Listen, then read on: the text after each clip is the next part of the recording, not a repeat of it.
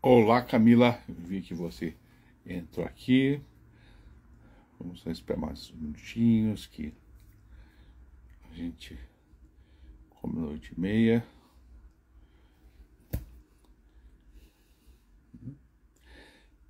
Tá me ouvindo bem por aí, Camila?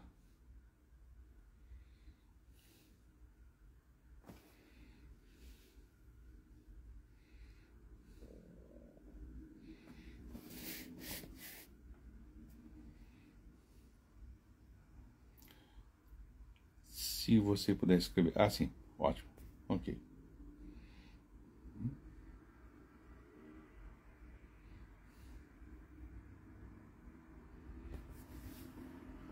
Normal. Tá bem.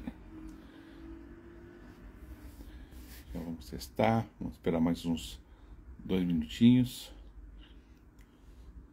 E a gente começa. Ela já tá gravando, né? Então, vamos deixar um pouquinho só pra observar. Marco Almeida de Portugal. Muito bem-vindo, meu amigo. Já temos uma primeira participação internacional. Grande Marco Almeida. Queridíssimo amigo. Queridíssimo. Já fiz algumas lives aí com o Marco. Já estive pessoalmente na casa dele lá em Portugal. Eu esqueci o nome da cidade. Pertinho de Lisboa, mas esqueci o nome do lugar. Abraço, meu amigo. Saudades. Temos que voltar a fazer uma outra live, hein? Saudade de vocês, da sua família. Vamos esperar mais um minutinho, 2 minutinhos, para começar por aqui. A Camila já tá por aqui também.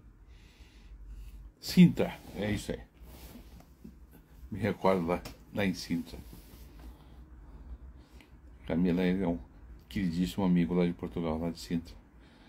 Estive na casa dele, fizemos algumas coisas interessantes por lá. Foi bem legal, bem legal.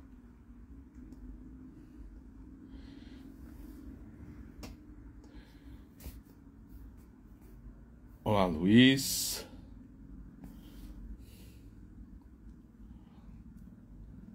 Vamos começando a preparar a nossa live aqui, a nossa livezinha. A gente já testou o som, parece que tá todo mundo ouvindo bem. Meu nome é Tônio Luna, sou psicoterapeuta e facilitador, tá aqui em Curitiba. Hoje está um dia relativamente quente de inverno, acho que está 16, 17 graus hoje de madrugada, vai fazer uns 9, em Portugal deve estar mais quentinho. Olá, Vivem.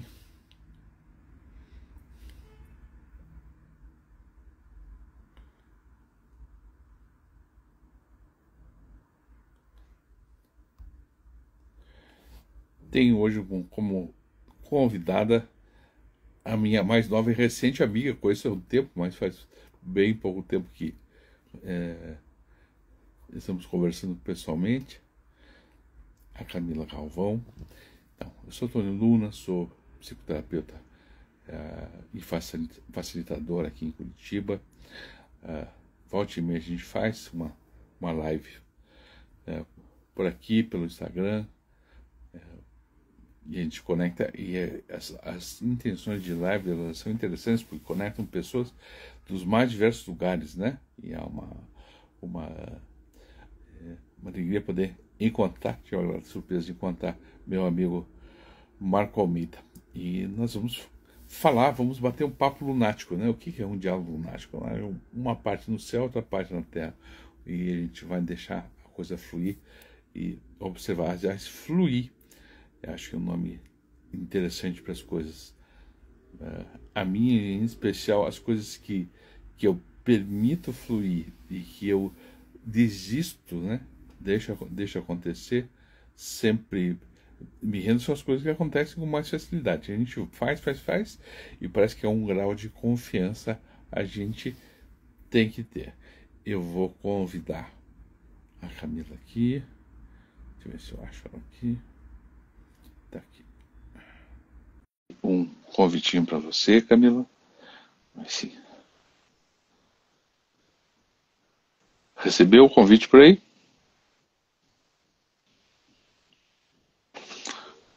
Eu vou até tirar isso aqui que tá.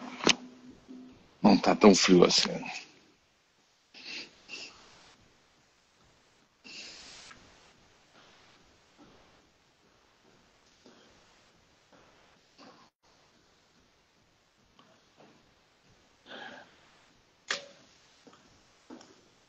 Joia. Tem, do lado do teu adicional comentário, tem também um pedir para participar. Talvez você possa fazer isso. Eu vou te mandar de novo um convite, porque está como convidado. Eu vou cancelar e vou convidar de volta, mas você tenta ver por aí se vai funcionar. Isso. Eu acho que agora deu certo. Só tá, a câmera tá invertida. Pronto. Vocês viram minha bagunça, já começando a live, vendo a bagunça da minha mesa de trabalho. Boa noite, Sônia, tudo bem? Boa noite, bem-vinda, Camila. Obrigada. Super bem-vinda. Obrigada, agradeço o seu convite. Muito obrigada, estou feliz de estar aqui. Muito legal a gente poder fazer essas coisas e poder trocar dessas formas aí também, né? Eu acho que tem alguém aqui que é Amanda R4, você é sua amiga. Não? Eu tenho uma irmã, Amanda, mas eu não tô vendo, na verdade eu não estou conseguindo ter acesso tá. Kel Ayurveda, está escrito aqui. Amanda e Kel Ayurveda entraram aqui também na live. Pelo nome delas aqui, eu não estou me recordando. Joia, tem a Vivian Kester que entrou também, né? Enfim. A intenção, então, disso, primeiro, super bem-vinda, é uma alegria poder receber você aqui em casa, né? Dessa forma. Deixa eu baixar aqui um pouquinho, eu acho que cor. Você está me ouvindo, né? Estou com o microfone aqui. Tô te ouvindo. Tô ouvindo bem. Então, agora a Carlita. Então, a intenção desse nosso diálogo lunático, metade na Lua, metade na Terra, é que a gente troque um pouquinho sobre a minha área de atuação e sobre a sua, né? Então, eu sou psicoterapeuta de abordagem corporal e somática. Tive alguma experiência prática na Ayurveda. Eu até já conversei com a Camila antes, até fiz um Panchakarma, que é um processo super interessante.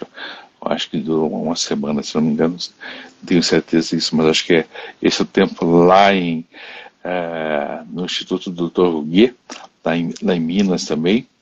Mas eu queria que você se apresentasse, Camila. Conta um pouquinho quem é a Camila. A Camila é uma pergunta difícil até para mim, mas eu vou falar das coisas mais objetivas, né? Boa noite, agradeço de novo o seu convite. Inesperado, mas super bem-vindo, eu já admiro o seu trabalho há algum tempo, né? Já fiz algumas coisas com você como público, né? Das constelações e, enfim, confio bastante no seu trabalho e fiquei bem honrada de estar aqui hoje. Meu nome é Camila Galvão de Oliveira, tenho 39 anos, sou terapeuta Ayurveda e integrativa e aromaterapeuta também, mas agora eu me divulgo como terapeuta Ayurveda porque acaba que o serviço que eu ofereço abarca tudo que eu já fiz até agora num único serviço, né? E sou jornalista de formação universitária, né, de graduação.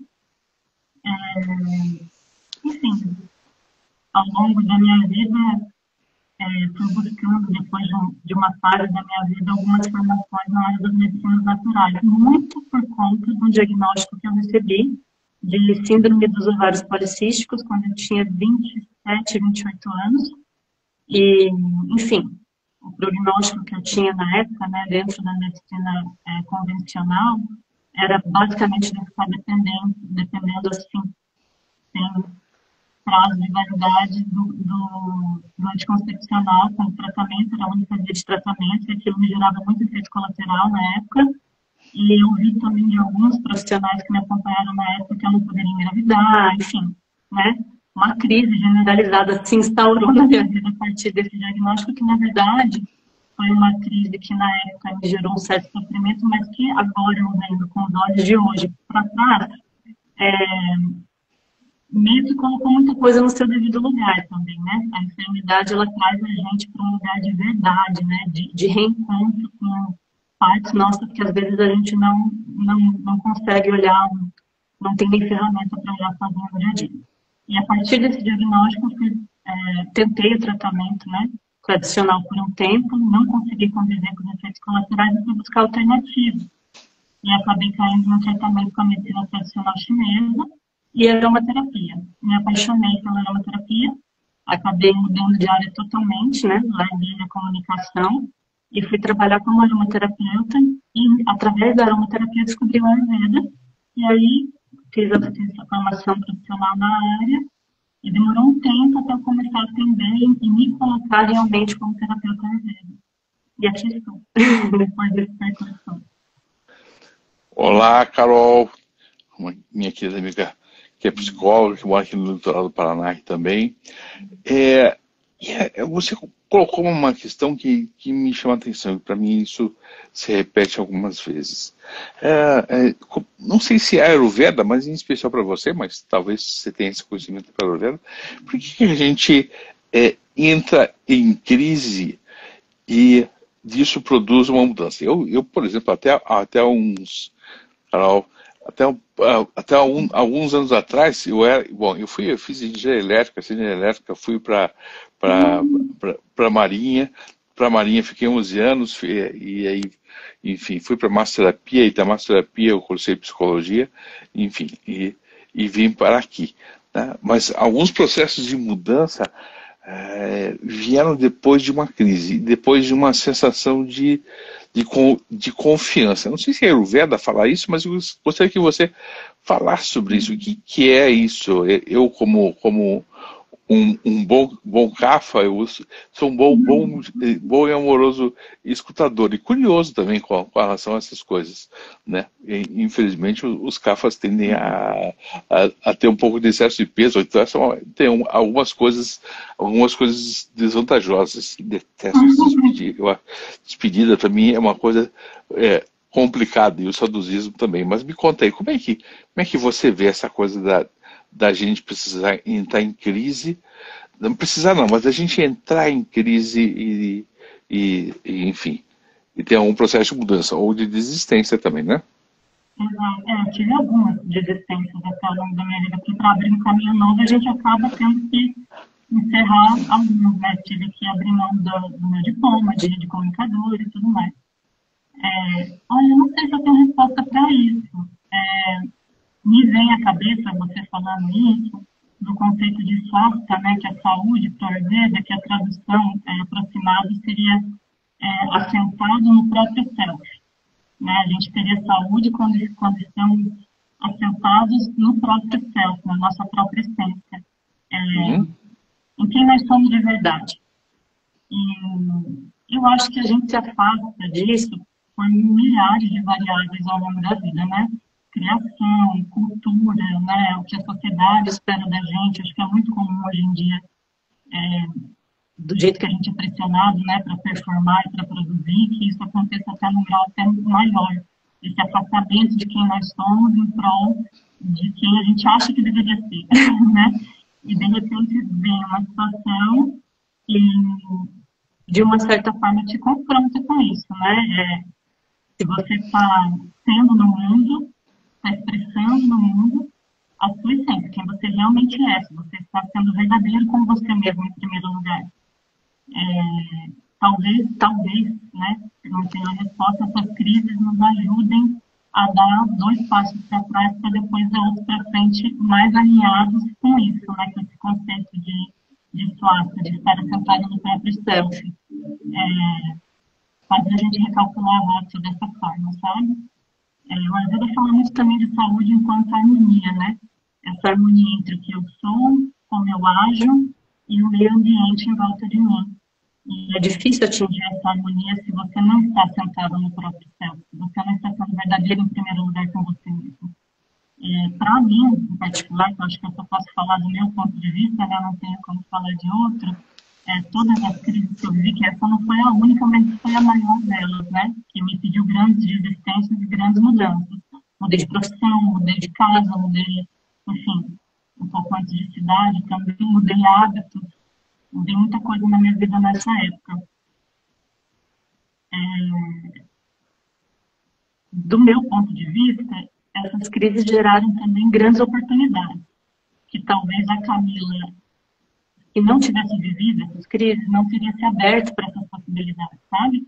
Eu não consigo ver a Camila de 20 anos tendo os interesses que eu tive depois desse diagnóstico, por exemplo, eu não imaginava, jamais imaginaria que eu ia trabalhar na área da saúde, por exemplo, entende? Enfim, acho que a vida tem seus movimentos, né, que quando a gente está vivendo o turbilhão dos acontecimentos, a gente não tem compreensão do porquê aquilo está acontecendo. Geralmente a gente começa a compreender lá na frente, olhando daqui para trás, né? E hoje eu consigo entender que aquela crise, que aquele diagnóstico, inclusive, teve o seu papel na minha história. De uma forma muito tortuosa, me ajudou a voltar para mim mesma, sabe? Nesse sentido, de voltar para o meu próprio self, o máximo que eu consigo fazer, né?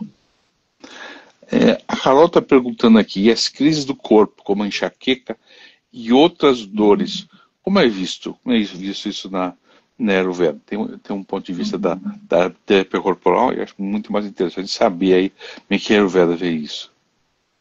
No Ayurveda, a gente vai entender, é uma ciência holística, né? Então, ele vai olhar para o corpo, mente, sentidos, alma de uma maneira integrativa, né?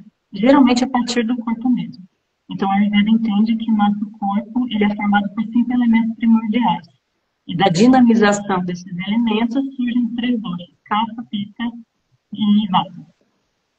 Geralmente, os sintomas aparecem por desequilíbrios desses doshas no corpo.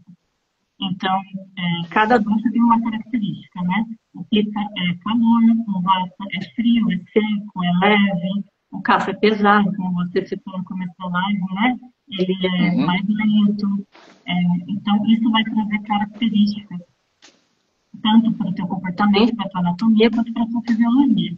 E dependendo dos teus hábitos, e de como a gente se relaciona com o mundo, com a vida, né? Com os alimentos, com os horários em que eu faço as minhas coisas, com como eu viajo as estações, como eu lido com a minha alimentação e meus hábitos ao longo das estações do ano, esses doshas vão tender a se acumular no seu organismo. E dependendo do dosha que se acumula, isso vai gerar determinados sintomas, né? E a gente considera, por exemplo, o desequilíbrio, que é chamado de Vikruti no Ayurveda, a partir... Como é o nome? Vikruti. Tá. A gente vai considerar isso em comparação à sua Prakruti, que seria a sua constituição inata. Então, cada pessoa tem, quando a gente fala assim, isso é muito comum na Ayurveda, né? O que mais eu ouço desde que eu me divulguei como terapeuta Ayurveda é: qual é o meu dosha, Camila? Fala para mim, amigo, pessoa, né? Qual é o meu dosha? E essa pergunta ela não é apurada justamente por isso. Todos nós temos os 3 doshas na Constituição. Senão, nosso corpo não funcionaria como funciona. A gente precisa dos 3 doshas, porque a gente é composto pelos 5 elementos primordiais. E os doshas são dinamizações desses elementos. Então, nós temos os 3 doshas. A proporção exata de quanto cada pessoa tem de cada um dos doshas é chamado de Prakruti. E essa proporção é única. Digamos que se a gente fosse desenhar, né, o Vata, o Pitta, a quantidade que você tem, eu tenho e cada um tem, cada desenho seria único. Para fins de diagnóstico, de autoconhecimento, de tratamento, né, você encontra nos livros clássicos 7 padrões de Prakruti. Como o nome fala, são padrões. E são padrões que os antigos Vaidyas, né, os antigos rishis que organizaram esse conhecimento para a gente chegar nesses padrões, observando a natureza e vendo que esses padrões se repetiam. Então, por exemplo, havia muitos seres, né, porque não são só pessoas que têm Prakruti e doshas, que tinham uma predominância de Pitta na natureza. Outro tinha predominância de Vata, outro de Kapha, outro de Kapha Vata, outro de Pitta Vata, outro de Kapha Pitta e Vata, né? Então, esses padrões nos ajudam a chegar ao diagnóstico, ao tratamento e a nos conhecermos melhor. Mas a Prakriti é a sua constituição inata. Então, quando a gente fala de Vikruti, eu sei que está um pouco complicado, parece, esses nomes afastam um pouco a gente da compreensão, mas quando a gente fala de Vikruti, de desequilíbrio, esse desequilíbrio sempre vai se dar em comparação à sua constituição, que é única. Por isso que nós falamos que no Ayurveda todo tratamento e abordagem é personalizada, porque a ideia, quando há um desequilíbrio acontecendo, é reconduzir a pessoa para o seu equilíbrio natural, que é o quê? Que é a sua Prakriti, que é essa constituição inata, que é individual e única. Entende? Então, para analisar por que a Carol, por exemplo, está tendo a crise de enxaqueca, eu teria que conversar com ela, entender, né, como funciona o corpo dela, fazer esse diagnóstico de padrão de Prakriti, de constituição, porque é praticamente impossível chegar a esse desenho único de quanto cada um tem de cada dosha no organismo. Então, a gente usa esses padrões de Prakriti, né, para o diagnóstico e para o tratamento, e a partir disso, e de uma conversa com ela, né, não só do diagnóstico da Prakriti, mas de entender como ela chegou até quando esses sintomas começaram a aparecer, a história de vida dela, como está o contexto de vida dela agora, o que acontecia na vida dela, na história dela, quando os sintomas começaram, né? Eu pergunto muito também na avaliação para a pessoa me relatar hábitos de alimentação, como a pessoa conduz o dia dela, né? Da hora que ela acorda, da hora que ela dorme, porque tudo isso é material para o diagnóstico no Ayurveda. E aí não teria como responder assim, enxaqueca, a dor de cabeça é isso, porque, né, por conta de todas as particularidades, né? Tem que ver como que essa dor de cabeça está se dando no contexto dela. Não muito diferente da psicoterapia corporal também. A gente consegue, na psicoterapia corporal, só a gente entende que alguns sintomas que são superiores, ou seja, acontecem acima do nível oral ou na cabeça, mas mais a nível dos olhos e tal, são sintomas mais primitivos e até mais difíceis de serem. Normalmente é um processo de defesa muito antiga, né? Muito antiga, até perinatal muitas vezes, né? É algo que se formou muito cedo, mas que tem uma função, não sei se a Ayurveda é assim, mas uma função muito positiva, é de proteger algo que foi necessário em algum momento. Então não é um problema, um transtorno, algo a ser combatido, né? Mas vejo uma semelhança muito grande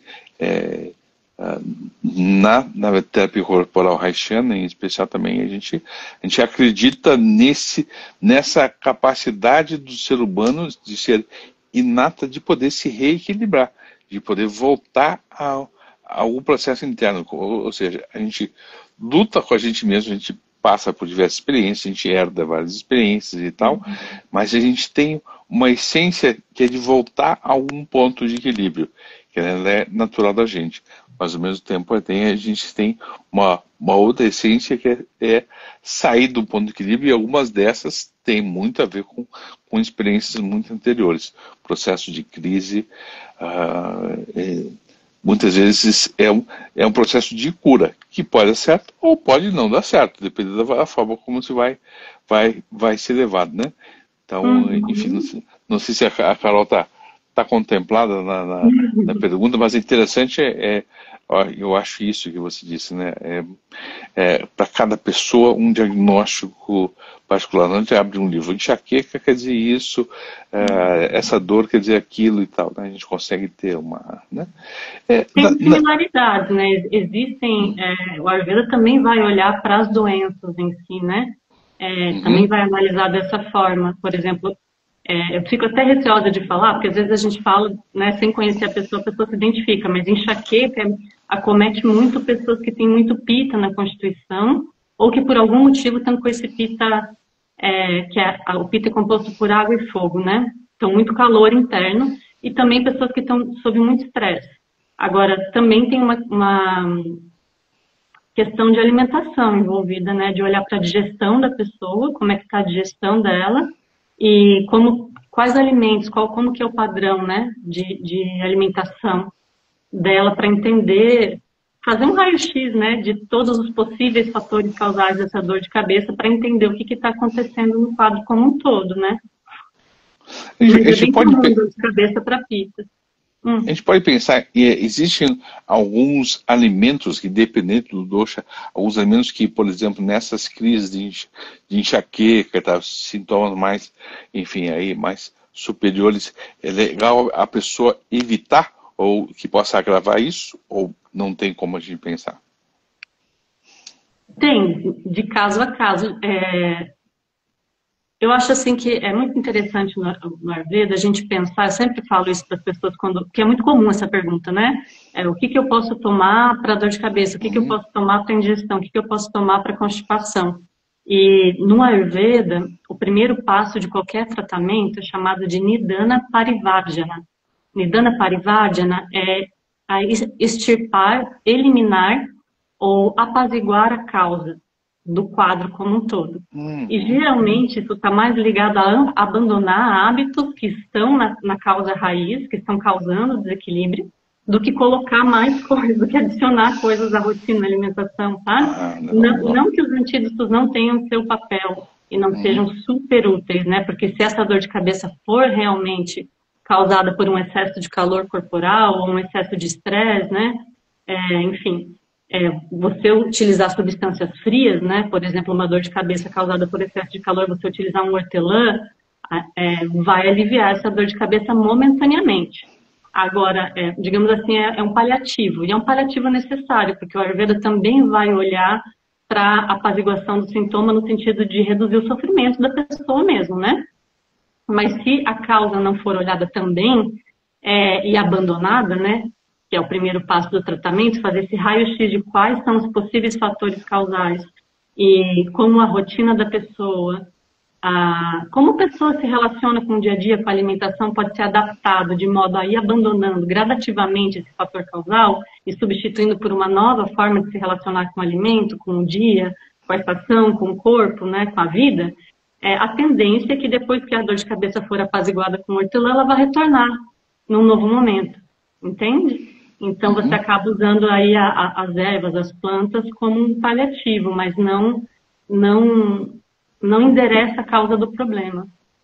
Entende? Eu acho que esse é um grande trunfo do Ayurveda, até isso acho que foi uma coisa que mudou muito a minha vida, até puxando o gancho ali do diagnóstico da SOP, né, do síndrome dos ovários policísticos. Eu acho que eu fiquei rodando muito e sofrendo muito, tentando várias abordagens que tinham, na melhor das intenções, um intuito de apaziguar e reduzir sintomas, mas não olhavam para a causa. E aí a coisa ficava voltando, né, e tal. E quando eu descobri o Ayurveda, eu já tinha sido tratada com a medicina tradicional chinesa. Eu não tinha estudado, mas tinha sido tratada assim, então eles também têm esse olhar, né, eles também endereçam a causa, também têm esse olhar integrativo, né, de vamos olhar para a causa para que as coisas caiam nos seus devidos lugares e o corpo se reorganize. Isso mudou muito a maneira que eu lido com a minha saúde, né? Em primeiro lugar, antes de atender outras pessoas, eu aplicava isso em mim, né? Quando eu tenho alguma questão, para mim virou até, agora está começando a virar mais automático, eu também tinha esse pensamento. Mesmo conhecendo um pouco do Ayurveda, tipo, tô com tal sintoma, o que eu posso fazer, o que eu posso tomar? A gente quer erradicar aquela dor, aquele desconforto rápido, né?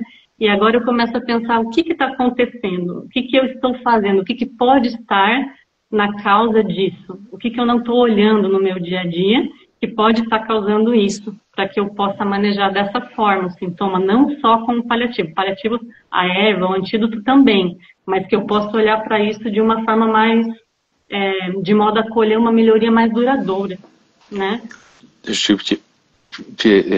O Alain Lemon mandou um olhar, não sei se você conhece, Alain Lemon mandou um olharzinho com 2 corações, e a Carol aqui colocou, agora faz sentido porque o banho frio funciona para mim. Pode ser essa causa, então, o excesso de pita, excesso de calor. Tanto que é muito comum para enxaqueca as pessoas colocarem aquela bolsa que vai no congelador, né, térmico, e isso aliviar a dor, né?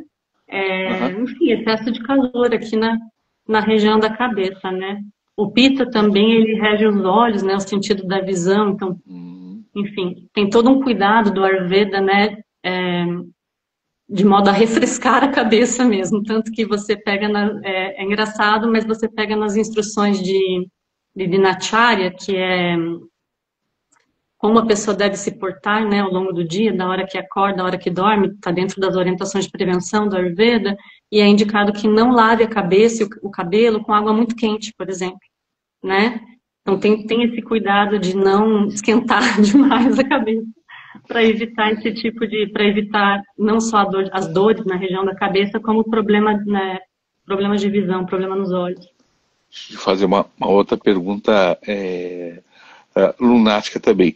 É, de quem absolutamente conhece muito pouco, teve uma experiência prática, né, de passar um tempo num centro evangélico me tratando, mas não, mas conheço muito pouco e acho bastante fascinante. Um povo, por exemplo, a gente pode dizer que um povo, ou uma ascendência, ou um povo brasileiro, ou ascendência alemã, ascendência judaica, ascendência, tem um dosha predominante?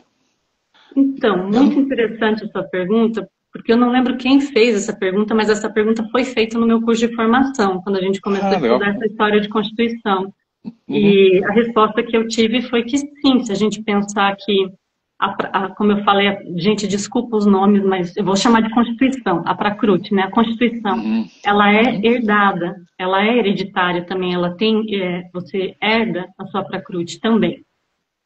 Então, se você pensar em termos populacionais, né, uhum, tem essa tendência de determinados povos terem uma maior probabilidade de ter um determinado padrão de Prakruti, né? No Brasil é difícil a gente falar isso porque é um povo muito miscigenado, né? Nós somos muito diversos e a constituição do povo brasileiro se deu dessa forma, então fica difícil você enxergar isso com tanta clareza.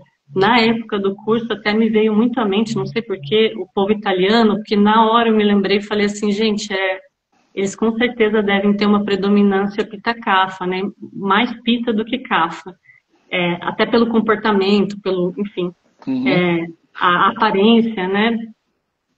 Enfim, nos livros clássicos do Ayurveda, eles têm essa descrição de como seria, né, a aparência, a anatomia de uma pessoa pita, kapha, vata, mas eu sempre gosto de reforçar que, claro, que isso está circunscrito num tempo histórico ali, numa região, né, de onde esse conhecimento veio. Então, já me questionaram muito isso, né, por que nas descrições dos doshas ali, dos padrões de dosha, por exemplo, só se fala numa determinada etnia, numa determinada raça, enfim, mas a gente tem que lembrar que esse conhecimento surgiu numa região específica, né, num tempo muito antigo, onde eles basicamente conviviam com aquele povo e com outros povos, né, que se invadiam ali o tempo todo e tal, mas não havia, muito provavelmente, a miscigenação que há hoje. Então, a descrição, ela fica um pouco... Ela é reflexo daquele tempo, né?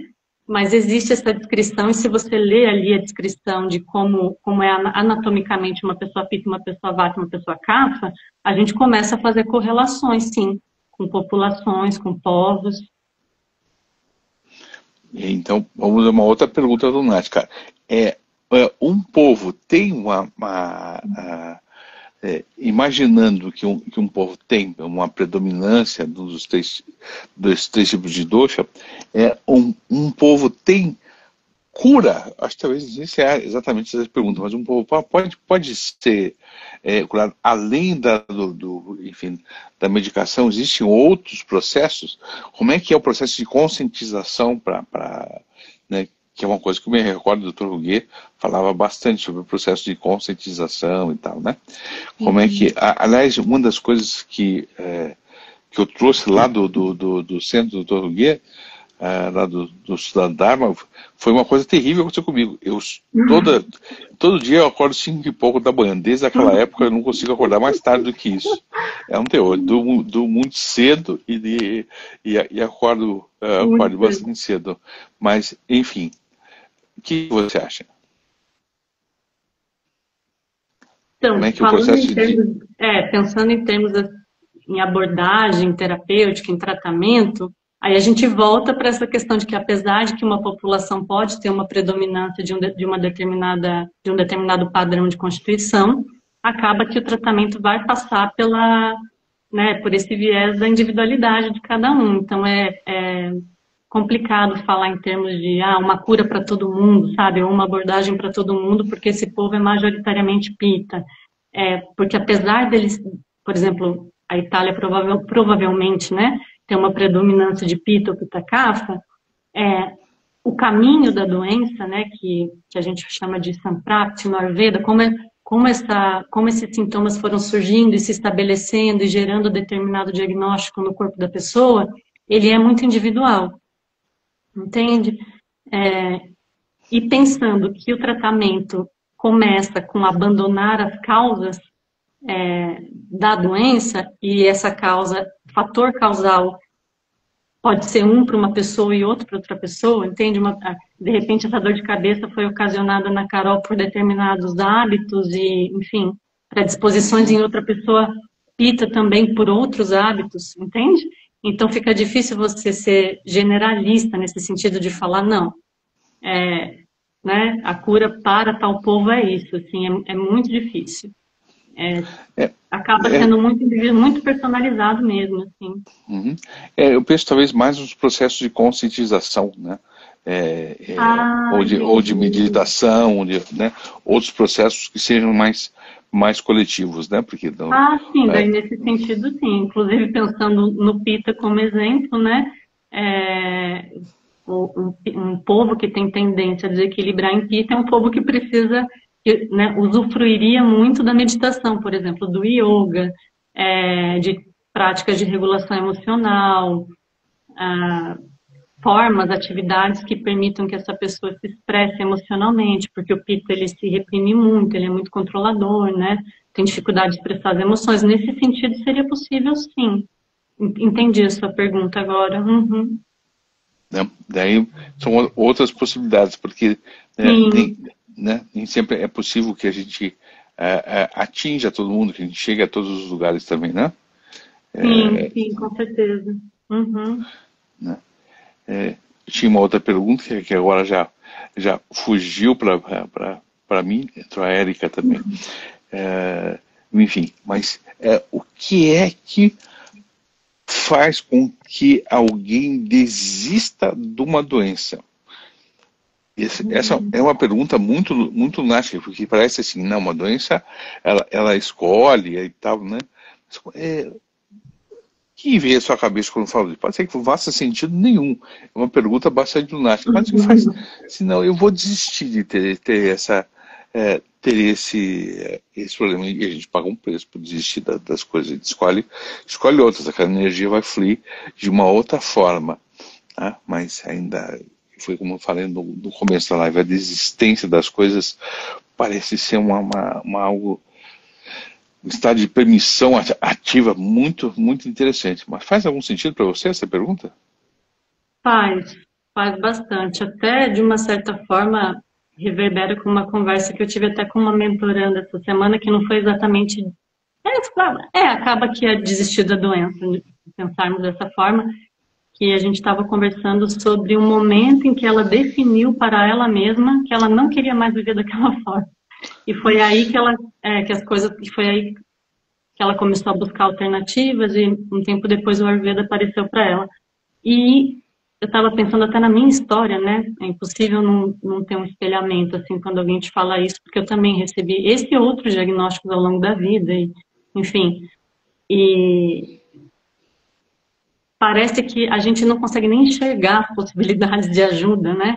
Fora, enquanto dentro da gente a gente não faz, exatamente como você falou, a gente não se permite, né, mudar ou não abre espaço interno para que outros movimentos aconteçam. Esse momento de definição é tão pessoal e individual, isso aconteceu comigo também, e ela relatou isso, outras pessoas que já passaram por atendimento comigo relataram isso, que houve um momento que, né, elas falaram assim, não dá, daqui não passa, eu não quero mais viver assim, eu não quero ter esses sintomas mais.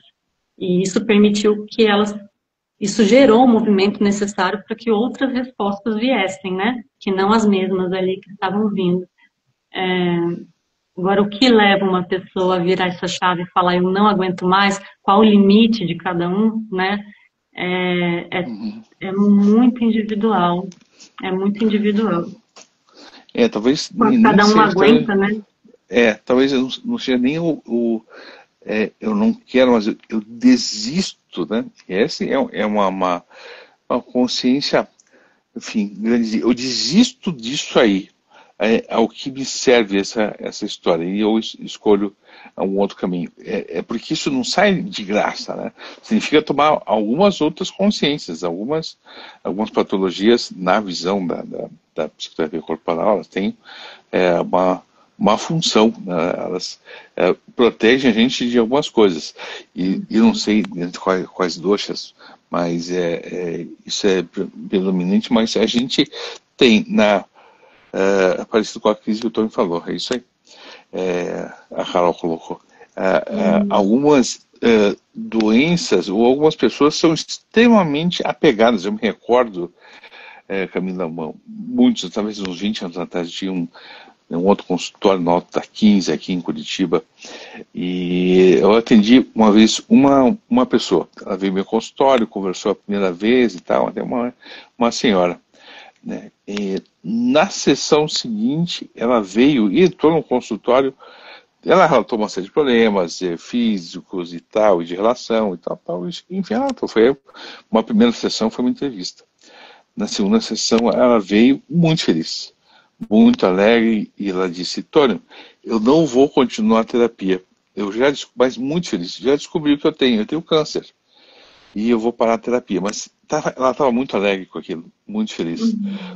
Parece que a hora que a gente objetifica alguma coisa e diz assim, aqui está, esse é o objeto da causa, então eu não preciso mais agora correr atrás. Parece que a gente se apaixona por aquele estado, né? Aquele estado patológico. Então, que a gente é bom a gente saber, é bom entender que a química, enfim, o câncer pode alterar a química cerebral, pode mudar uma série de coisas. É interessante a gente saber, mas é um cuidado da gente não se apaixonar também pelo estado patológico, não sendo no Ayurveda, mas na psicoterapia corporal isso é uma coisa clara. A gente se apaixona por essa doença. Tive algumas experiências intensas, enfim, atendendo, ou mesmo o trabalho de grupo e tal, olhando para algumas pessoas e vendo quanto essas pessoas gostavam de estar naquele lugar desse vitimizar. Não dá para dizer, uma certa forma, uma vitimização, mas parece que isso é apaixonante estar nesse lugar também. E não essa vitimização não é de julgamento, né? Porque a pessoa nem percebe que está nesse lugar. Então, como é que é a relação de respeito da Ayurveda com a pessoa em si, não um lugar de acusação, né? Porque a gente já vive uma coisa cruel, sempre está se acusando, eu devia estar fazendo melhor, devia estar, a palavra suficiente foge tanto, né? Como é que a Ayurveda vê isso? Como é que você vê isso?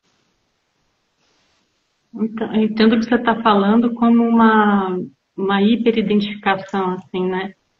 Isso nem é do Ayurveda que eu vou falar, veio da minha análise até, de que geralmente não sei se eu estou usando a palavra até mais correta, mas disfunção, ela traz ganhos secundários, né? E para você avaliar como você vai se relacionar de uma forma diferente com aquilo, de uma certa forma você tem que abrir mão desses ganhos secundários. Então você tem que estar também consciente de que está te trazendo esses ganhos secundários, né?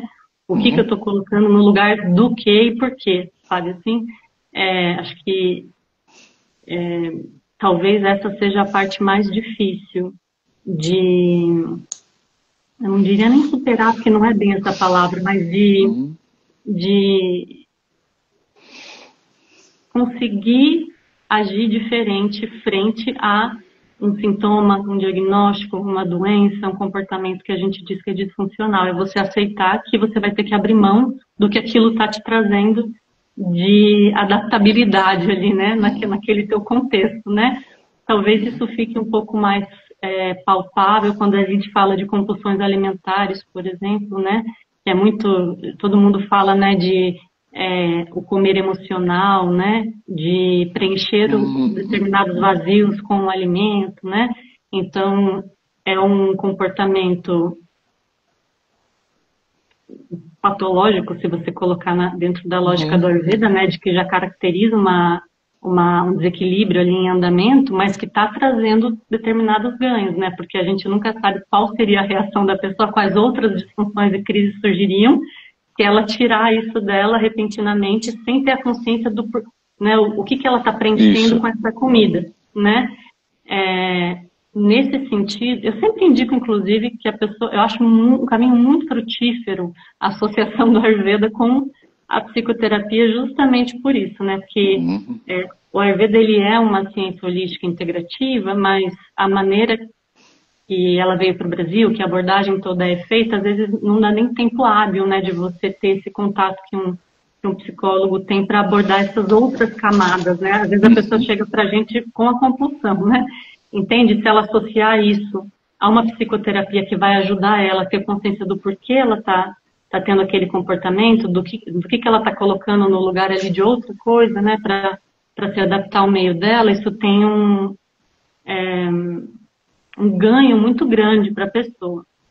Com relação à conscientização, o Ayurveda vai partir do corpo, nesse caso, né, dos doshas, dos 5 elementos primordiais, porque bem ou mal ele é um braço médico da cultura védica, né? Apesar de ser uma ciência holística integrativa, ele é dito que o Ayurveda seria a medicina ali da cultura védica.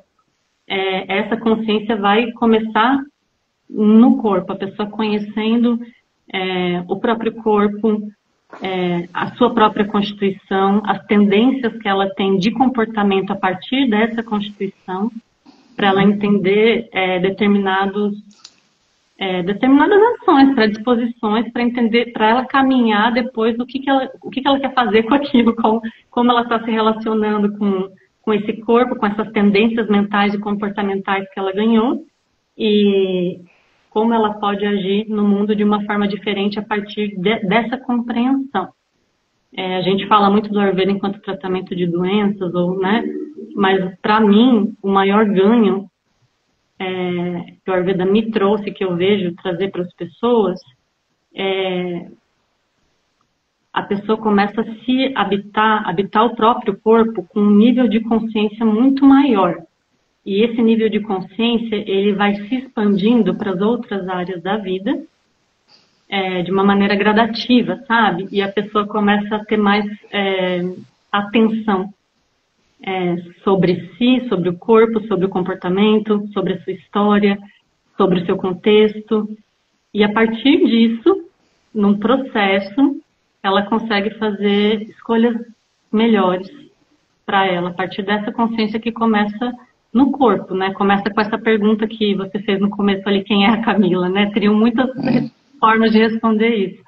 Mas, pro Ayurveda, a gente vai começar falando para essa pessoa dos doshas, né? O que compõe o corpo que ela habita, e que tendências ela tem a partir disso.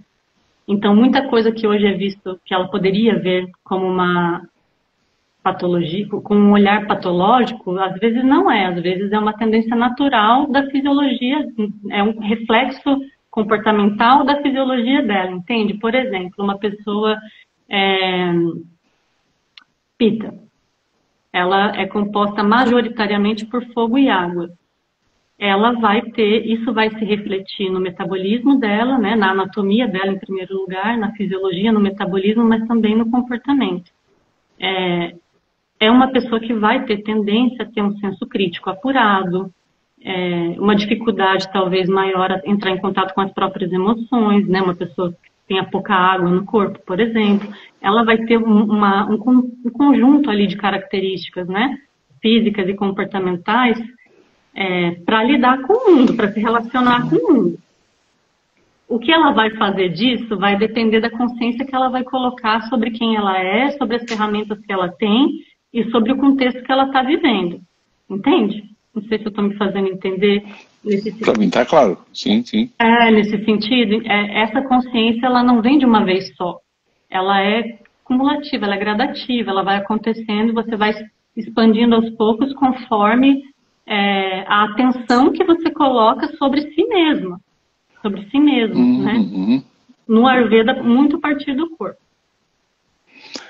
Você falou uma questão que eu me recordo a 1981, quando eu entrei para a Marinha em um mês, fazendo atividade física diária no calor do Rio de Janeiro e tem longe de casa, eu emagreci muito rapidamente, quase 30 quilos em um mês, 20 e poucos quilos em um mês.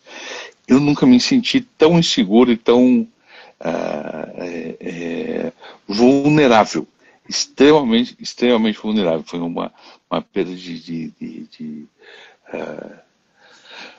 gordura corporal e uma melhora da sensação física e tal, mas eu me sentia muito vulnerável. A gente tem que ter, todo o trabalho de mudança tem que ter algum nível de consciência, né? Agora, eu tenho uma questão, e esse é um depoimento meu sobre a sua fala. Quantas milhares de lives você já fez? Porque você me disse que você não tinha feito live, mas você fala muito bem. Você fala muito bem. Não, essa é a primeira vez. É a primeira vez que você está fazendo live e você já está falando assim. Eu tinha uma expectativa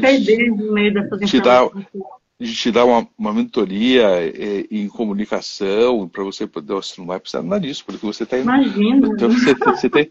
Não, você vai ter que. Bem didática, isso que a Carol falou, está tudo ótimo. Ai, obrigada, porque eu tenho medo de estar me perdendo aqui nos meus pensamentos. Não tá.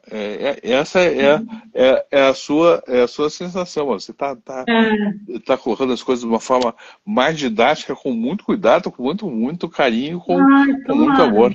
A ideia é que as pessoas compreendam. Quando a gente fica o dia inteiro, muito tempo com um assunto em voga, né? É difícil sair dessa bolha e chegar ao simples. Eu tenho muita dificuldade nisso, né? A arte de ser concisa e chegar ao simples e transmitir o simples, né? E às vezes eu tenho medo de eu estar deixando a coisa complexa quando na verdade não é. Mas, então, veja, você consegue ler o que a Carol acabou de escrever aí? Eu nunca ouvi nada sobre e consegui entender. Que bom. Viu? Então, que bom. Então o objetivo foi cumprido com sucesso. Foi cumprido com sucesso. As pessoas que vão ver a live que vai ficar gravada, mas você fala com muita clareza. Obrigada, Antônio. Eu não me vejo assim. Eu sei. Eu me vejo super prolixa, às vezes eu falo, gente, socorro. Mas enfim, né? Enfim, né? A gente, tem o Lacan, que é mais a praia da Carol, ele diz que a gente tem 3 eus, né? Tem o eu que a gente pensa que a gente tem o eu que o outro pensa da gente, e tem um terceiro eu, que é o eu que a gente pensa que os outros pensam da gente. Né? Então, faz muito sentido. A gente constrói algumas coisas, mas quando é dito literal, já não é mais o pensar, né? Eu estou te devolvendo aqui esse tipo de retorno. Isso dá uma facilidade, uma compreensão que as coisas... Eu acho que as linhas terapêuticas, de maneira geral, elas se intercalam, elas conversam de uma certa forma. Muito. A Carol Rorô, eu brinco dos 3 eus. O eu do espelho, o eu da foto e o eu que eu me olho. Isso aí, Carol. Eu me olho, totalmente. Totalmente. Né? Então são os 3 eus diferentes. Carol, a gente está chegando. Carol não. Camila, a gente está chegando mais ou menos no final. O que você quer deixar de lunático? Eu acho eu gosto de terminar essas lives lunáticas com umas provocações, né? O que você gosta de provocar as pessoas a poder... Tinha um programa, antigamente já faleceu, esqueci o nome dele agora. Né? O do Abu Janra. Me lembrou Abu Janra, impossível não lembrar. Os provocações. Ele gostava, ele era quase sádico nas formas que ele Sim, colocava e colocava, né? Ele terminava dizendo mas assim. muito Mas, rápido também, né? Ele tinha um pensamento, sacada muito rápido. então, mas afinal o que é vida, né? Então ele sempre terminava de uma forma muito drástica e um programa maravilhoso, maravilhoso, né? Enfim, o que você gostaria de provocar as pessoas a pensar ou refletir sem que as pessoas tivessem uma resposta? Uma coisa que você poderia dizer às pessoas que não teriam resposta, mas passariam alguns dias lembrando dessa live agora, depois que vissem aqui agora ou vissem Nossa, gravada. difícil, Tônio. Pensando em homenageando a Bujan, que já se foi, a própria pergunta dele, né, o que é a vida, faz muito sentido, e porque o Ayurveda é conhecido, não, a tradução de Ayurveda é a ciência da vida. E quando a gente pensa, isso é uma pergunta que eu me faço estudando Ayurveda e não chego exatamente à resposta, apesar de ele ter essa resposta, mas é uma resposta com uma explicação bastante biológica, né? O que é a vida é uma pergunta interessante. É uma pergunta interessante, porque quando a gente fala de cuidar da saúde no Ayurveda, a gente está falando sobre cuidar da vida que nos habita.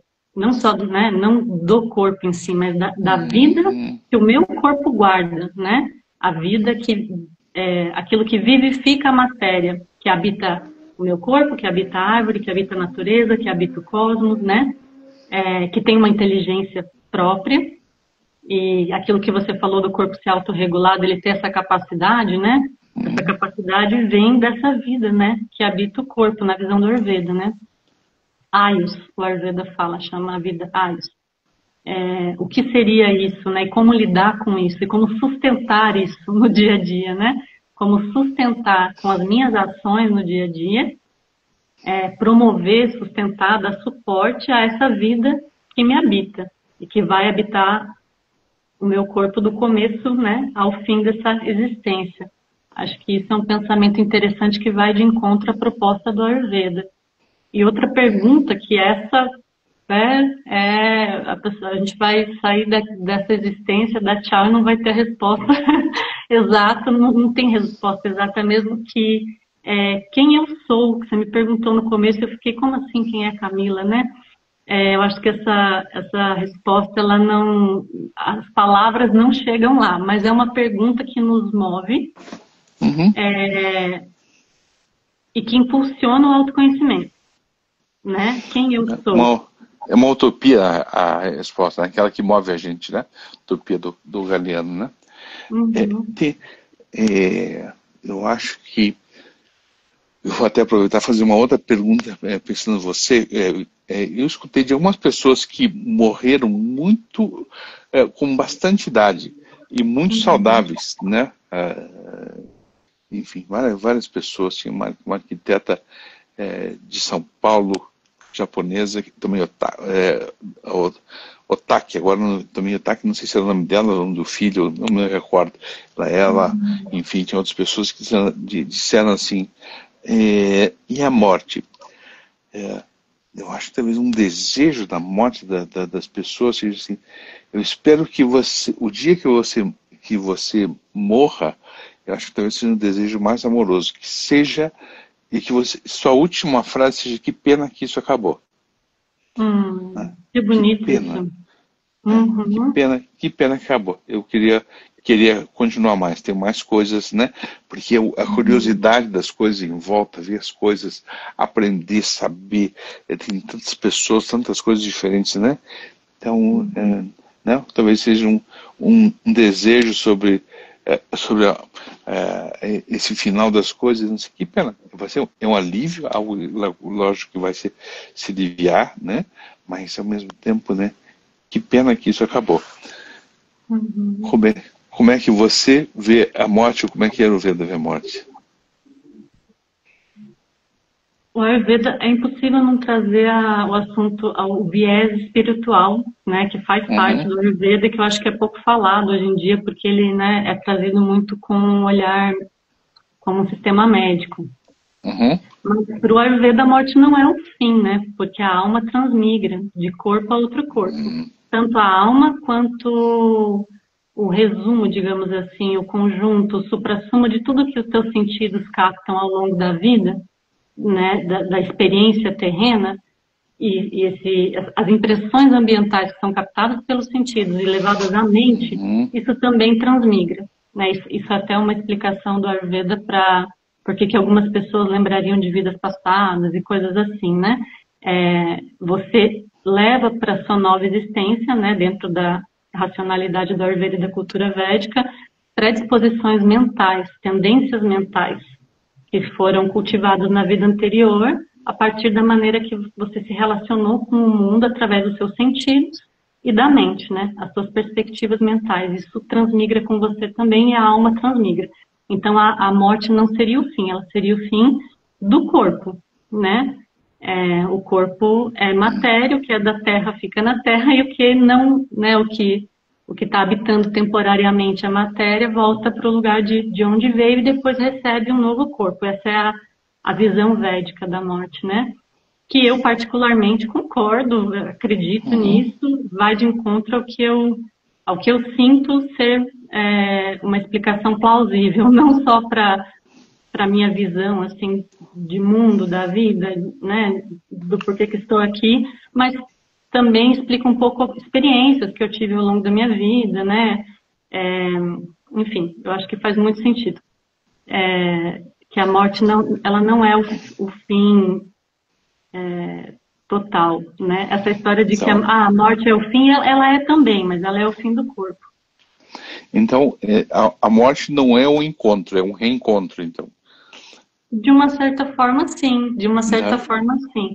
A noção da morte, a lembrança da morte, ela acaba vivificando a vida, né? Porque por você saber que há um fim para a tua história, né? Ou para essa personalidade, Camila, porque por mais que a alma transmigre, não é mais aquele tempo, não é mais essa persona, não é mais essa experiência de vida, é tudo novo de novo, né? Então essa visão da finitude acaba fazendo com que a gente, de uma certa forma, valorize mais o tempo que está aqui também, né? Nesse sentido, pensar na morte acaba sendo até fundamental, eu acho, né, para a gente fazer revisões, entender o que está fazendo com o milagre da vida que recebeu, né? Mas isso é a minha visão particular daí. A Carol escreveu aqui, obrigada por essa live incrível. Então vamos decretar a morte agora dessa live, né? Porque já que uma morte é um possível reencontro, para poder reencontrar você outras vezes para a gente poder conversar mais, porque eu acho que a gente só conseguiu tocar numa parte bem superficial de tudo, foi muito legal. Olha, fração, né? Termina. Essa é uma live mega internacional, porque acabou de entrar o Luan Banzai, que está lá no Japão. Mas são 9h30 da manhã de amanhã, né? Então eu vou deixar um abraço para você, Luan.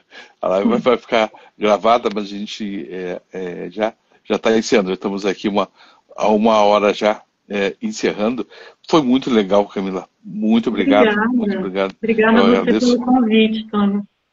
Eu agradeço profundamente. Fica bem, tá bom? Eu também. Obrigada. Tchau, gente. Obrigada. A Nanda entrou aí agora também, vai ficar gravada, Nanda. A gente está encerrando por aqui já, viu? Tá bom. Tchau, tchau. Tchau, Tony. Obrigada pelo convite de novo. Boa noite. Imagina, boa noite. Para todo mundo. Não sei se é isso, ó. Vou esperar você